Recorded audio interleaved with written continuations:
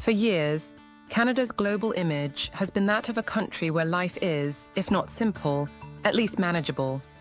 A place where basic institutions function, where people can expect safety, fairness, and a reasonable path to a stable middle-class life. Yet for many Canadians today, that image feels less like reality and more like a story the country keeps telling itself out of habit. Something quieter and slower has been happening, an erosion of ease, of predictability, of affordability, and it's reshaping what it means to live an average life in a country that once sold itself on the promise that ordinary was enough. Part of the difficulty in discussing this is cultural. Canadians tend to be allergic to the melodrama that surrounds decline. The instinct is to shrug, to reassure, to insist that things aren't as bad as elsewhere. But comparison becomes a brittle defense when daily life grows heavier. When paying rent consumes more than half a paycheck, when childcare costs rival a small mortgage, when a medical appointment takes months, when commutes feel longer and shelves feel emptier, when wages inch forward while living costs sprint, these moments accumulate. No single burden tips the balance, but the weight is felt nonetheless. The most immediate pressure, of course, is the cost of housing. What was once a national rite of passage, buying a modest starter home, has hardened into a distant fantasy for many young adults.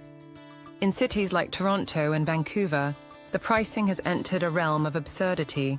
$1,000,000 teardowns, bidding wars over condos the size of a hotel room, mortgage stress tests that preclude even well-earning couples from entering the market. Yet the narrative that you can just move somewhere cheaper collapses upon inspection because the affordability crisis is no longer urban-specific. Smaller cities and towns have watched their costs soar as displaced urban buyers flood in. Even rural areas feel the ripple effect. The dream of stability has collided with a market that behaves like a game being played by rules the average person didn't write and can't influence. Housing serves two incompatible purposes in Canada, home and investment, and over time, the latter has been allowed to dominate. Generations who purchased at reasonable prices now rely, understandably, on the soaring value of their home as a form of retirement security. But that very upward spiral has created a barrier for the generations behind them. Public policy gestures toward solutions, zoning changes, incentives, construction targets, but the mismatch between demand and supply is so entrenched that even optimistic analysts quietly admit the numbers will take years, if not decades, to recalibrate. Behind the housing story sits another force, stagnation masked as progress. Canada has an almost mythic relationship with the idea of opportunity. But productivity growth, the engine that fuels rising living standards, has slowed dramatically. A sluggish private sector, heavy regulation, low levels of business investment, and infrastructure that hasn't kept pace with population growth combined to create a sense that everything takes longer, costs more, and delivers less. Public transit expansions stall. Highway bottlenecks persist. Digital systems break down. And people absorb the consequences in the form of time wasted, energy drained, and optimism frayed. Healthcare reveals a similar pattern of accumulated strain. Canadians cherish their universal system, often describing it as a defining national achievement. But admiration alone cannot shield a system buckling under demand. Emergency rooms routinely operate beyond capacity. Family doctors retire faster than they can be replaced. Patients wait months for diagnostic tests that, in a more functional scenario, would take days. The ethos, care for all, remains intact, but the experience for the average person has shifted from reassurance to uncertainty. And with that uncertainty comes a subtle, pervasive anxiety, a fear that illness will collide with delays at precisely the wrong moment. Layered on top of these structural issues is the everyday cost of simply existing. Groceries, utilities, insurance, transportation, none of these categories have escaped inflation's grip. Wages, while nominally rising, often lose ground in real terms. Families who once had some disposable income now find themselves budgeting with the same carefulness their parents did during recessions. The idea of putting money aside each month, once a basic financial habit, has become a goal drifting out of reach. The pressures are not only financial. Community life, too, is shifting in ways that make things feel harder. Cities that once felt calm now report spikes in visible homelessness, addiction, and untreated mental illness. It's not that Canada has suddenly become unsafe. Crime rates, statistically speaking, remain relatively low. But the presence of societal unraveling, people in obvious distress, congregating in public spaces without support, creates a sense that the social contract is fraying. Canadians pride themselves on empathy, yet many quietly express a growing discomfort, unsure how to reconcile compassion with fear or generosity with exhaustion. The country's population boom complicates all of this. Canada's remarkable immigration intake has long been a source of pride and enrichment, but welcoming more people than infrastructure and housing can absorb creates tension. Newcomers often arrive to discover that the work promised is scarce, or that their professional qualifications are undervalued, consigning them to jobs far below their skill levels. Citizens, meanwhile, worry that the surge exacerbates shortages and competition.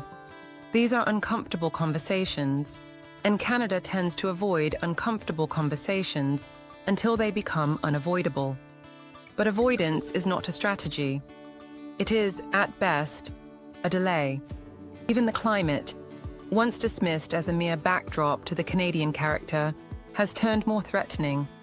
Summers bring wildfire smoke that blankets cities in an eerie sepia haze. Winters oscillate unpredictably between warm rain and brutal cold snaps.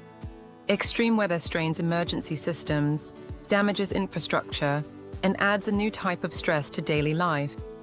The knowledge that the world outside is becoming harsher in ways people can feel but cannot easily control. All of this contributes to a subtle emotional shift among Canadians, a reluctance to believe that things will get easier. Previous generations could reasonably expect that their children would have a better life. That optimism underpinned policy, culture, and personal choices. Today, many young people don't assume improvement, they hope for survival. They talk of making it work rather than building a future. They weigh not just career ambitions, but the cost of groceries, the price of rent, and the slim chance of owning a home. The tone isn't defeatist, but it's tempered, cautious, and increasingly weary. And yet, none of this is about pessimism. Canadians are not giving up. They are signaling something important, that the country is approaching a threshold where ideals and realities no longer align.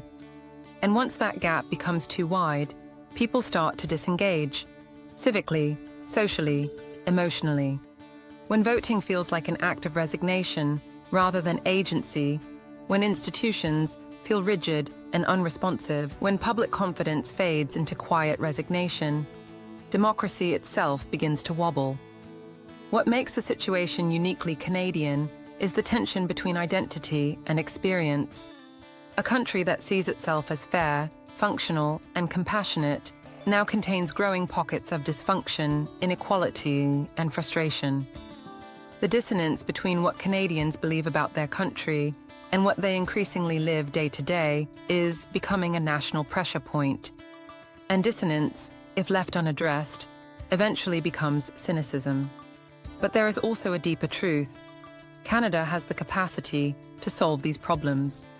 It has a well-educated population, a stable political system, abundant natural resources, and a history of moderation.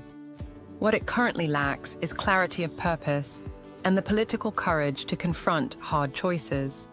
Problems that accumulate gradually require solutions that are deliberate, sustained, and unglamorous. Building housing isn't glamorous.